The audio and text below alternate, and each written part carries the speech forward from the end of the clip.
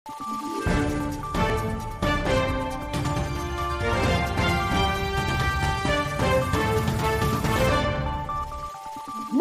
araw, Pilipinas! Ito ang Valiente News hatid sa inyo ng Office of the Vice President.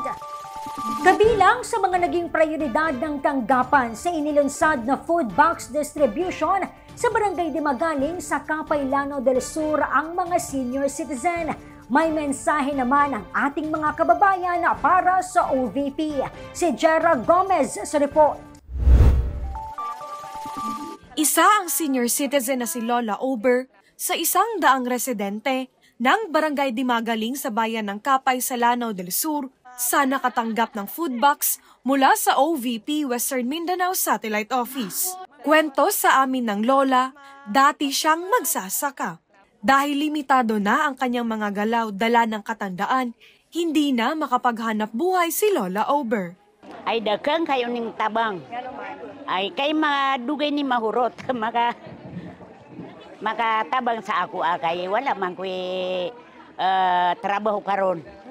Naging katuwang ng OVP Western Mindanao Satellite Office sa aktibidad ang OVP BARM at Caragas Satellite Offices. Narito naman ang mensahe ng ilan pa sa ating mga kababayan. Muli, maraming salamat sa inyo at sa Office of the Vice President. Salamat sa binigay niya sa rice para makatulong sa pamilya at saka yung walang mga asawa. Maraming salamat sa Diyos at malaking tulong ito sa amin, mga walang asawa. Kasi wala kaming kabuhayan, kundi mag-garden, tapos may bigla na lang tumulong sa amin na nagbigay ng food box. Mula rito sa bayan ng Capay sa Lanao del Sur, ako po si Jera Gomez. Lahat para sa Diyos, bayan at pamilyang Pilipino. Valiente News. Abangan ang iba pang mga balita dito lamang sa Valiente News.